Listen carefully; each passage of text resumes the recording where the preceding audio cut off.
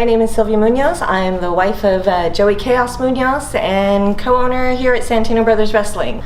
Known Joey for, about 13 years, and we were friends for a while before, and I got into this whole crazy world, and he's the best thing I've had out of it, but I've had a hell of a lot of great experiences, and basically, welcome to my crazy world of wrestling and being the wife of a wrestler. So you wanna be a rock superstar and live large, a big house, 5 cars, you're in charge, coming up in the world, don't trust nobody, gotta look over your shoulder constantly to be a rock superstar and live large, a big house, 5 cars, you're in charge, coming up in the world, don't trust nobody, gotta look over your shoulder constantly. The basic general story, and a lot of people know it, is we were homeless and carrying our roller bags and taking buses, trains, planes, and automobiles everywhere. Wrestling it's our life. I mean, ever since I met him, it's been all wrestling all the time.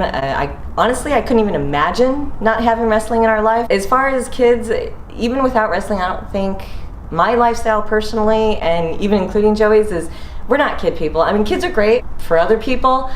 I'm actually cats, dogs, ASPCA, save the animals, spay, neuter, all that. I'm more about loving life, having fun, and I don't want to coulda, shoulda, woulda, and a lot of people are gonna think that's probably selfish, but it's kind of like, this is my life, and I'm not the white picket fence, pop out 2.5 kids and have a stable life. I mean, I want the excitement. I live by the adage of love the life you live the life you love. I think a lot of the world, they see Joey, they see the rock superstar Kaos, and in wrestling is, I'm not gonna lie, it's smoke and mirrors. It's kind of like with social media now. It's like you want to show people your private life and you want to show them the great things, but life is life, and you have the good, you have the bad.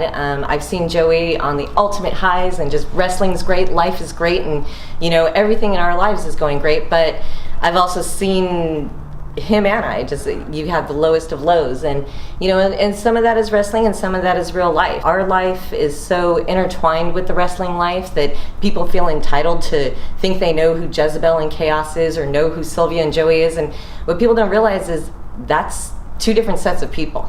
Joey and Sylvia, we're not partiers, we're not let's go out and woohoo, and we like to keep our private lives private, and whether that's sitting at home watching Storage Wars, drinking some wine, or if it's going to a concert. I know that, Joey's mentioned before, our house is directly across the street from the dojo, so wrestling is 24/7, and we get those knocks at 6 a.m., 9 a.m., 11 p.m., midnight. Hey, can I take a shit? Hey, do you have any coffee? I gotta go on a road trip. And it sucks, but these are our kids, these are our family, and this is how we chose.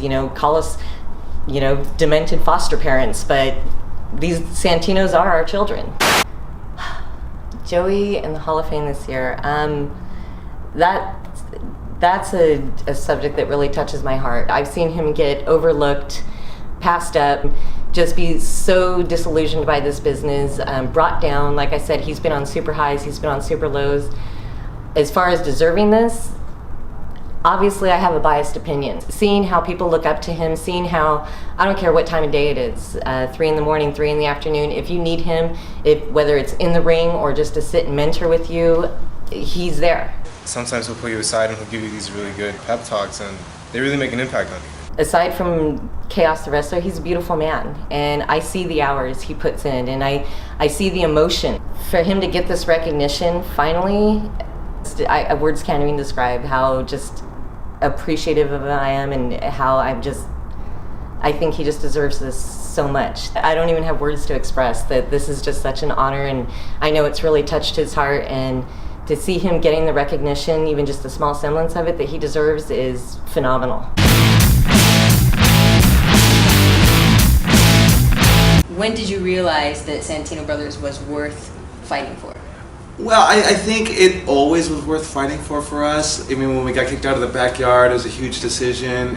We're going to get a building, can we afford a building? And then, just really struggle, really kind of getting the effect of, wow, we're not just in the backyard, we have, bills to pay, and, the city of Bell Garden says, well, you're a business, you got to get your business license. And so, but I think it really started prospering in 2014. I had got laid off from my job. I was working at a warehouse. We sold toys to, we sold school educational toys. We were running the school at the time, we're probably doing maybe 2-3 days a week. And So I got laid off. They finally I got pushed out, and I made the decision not to look for a warehouse job or anything, you know, because I'm coming out of in high school wrestling. This is all I really know. And so we decided to go full force with you know, instead of 8 hours a day working, it was going to be 8 hours a day working on pro wrestling in the pro wrestling school. And it was like night and day. It really, from April to September, which was our largest recruitment, you know, of students, we did about 33 students, I think, in September 2014. Oh, wow. Yeah. And we got Heather Monroe from there, and Guy Cool. Okay. And that's what just really turned it around. The party captain? Yeah, the party captain. And that's what really turned it around, and it was just, wow, we really have something here. And it was just really going to work every day was taken away from, you know, taking the school to the next level. And so that's, you know, that's when we decided that this really, you know, has something special. Has anyone come through the training doors recently who you would see as the next star of SoCal, or who has impressed you with their natural ability? Matt Vandegraff, who just made his debut last month. I love him. I saw him at the last show that you guys Yeah. had here, and I was like, this is this kid's debut? Like, he was awesome. Yeah, he really loves it. He moved out here for pro wrestling, came out with a friend. The friend stopped doing the wrestling, and, you know, that's usually like, you follow what your friend does, because it's kind of scary to keep going to pro wrestling. We decided to do it together, you know, and you're by yourself now, and man, he stuck with it. He really gets it. Robbie's worked extensively with him, and, you know, we have Dom Kubrick, who's coming out, and you know, and I think really what's helped these guys really a lot is they start coming. They don't just start going through our classes, the Los Luchas classes, and then we send them to the Jervis Cottonbelly classes to do character development.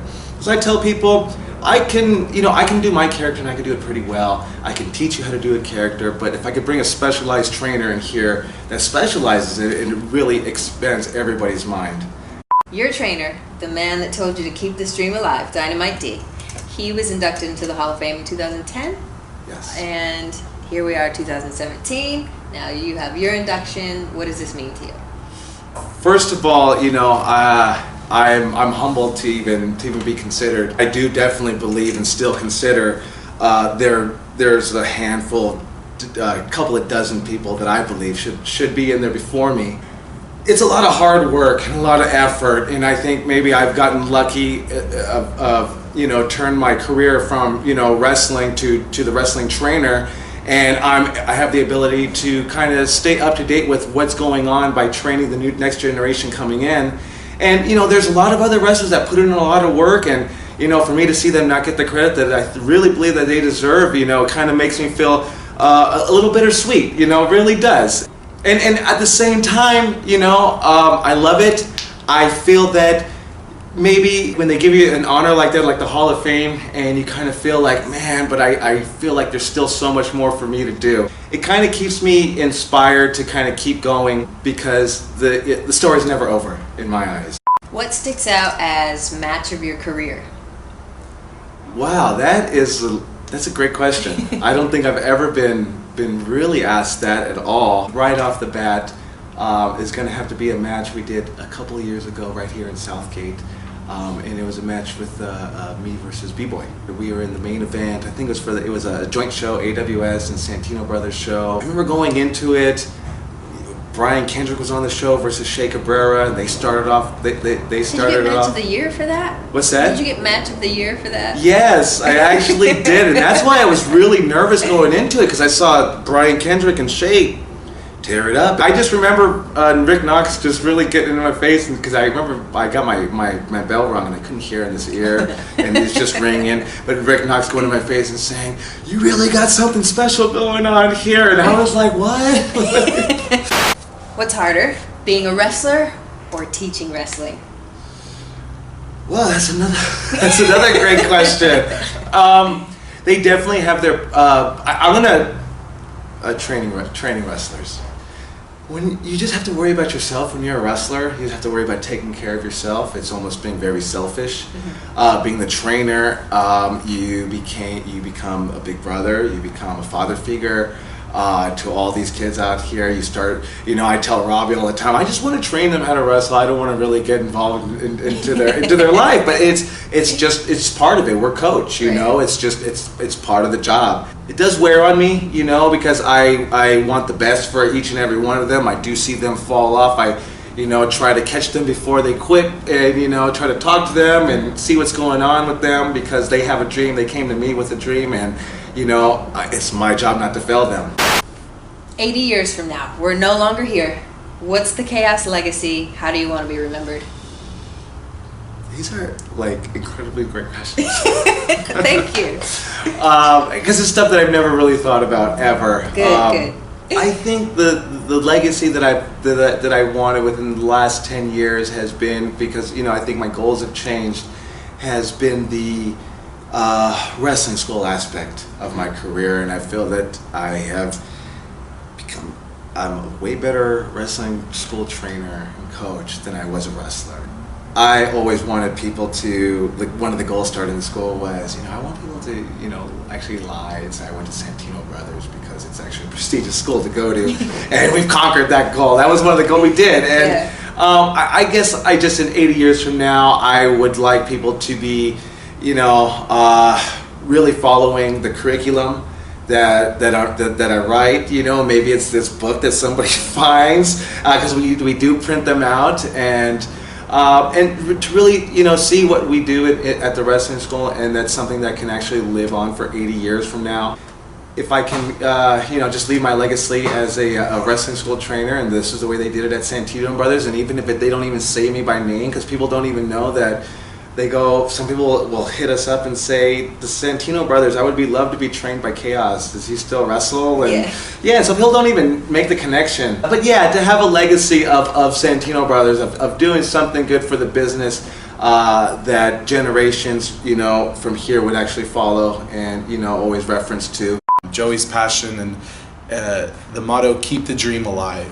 We always talk about put in the work, and we always talk about Santino tough. I chose Santino Brothers because I was assured if I came here, I would not be treated as a female, that I would come here and be treated as a wrestler, period. Because Santino Brothers does not put out male wrestlers or female wrestlers.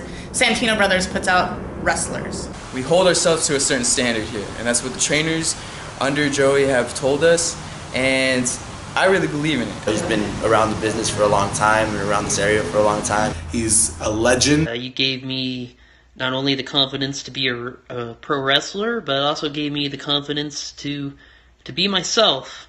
The times that I've been down and doubting that I'm, not like the rest, you've told me to be proud of the fact that I'm not like the rest. It's all the hard work he's put in. His passion.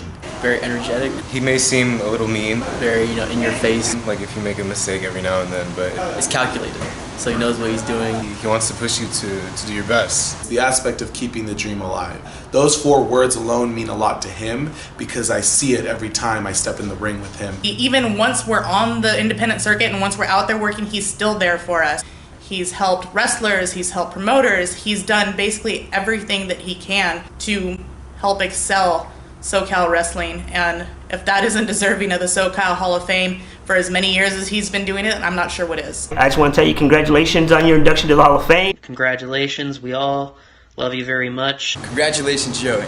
Congrats, Joey. This induction is all about you. Enjoy it. Congratulations, and to much more success in you.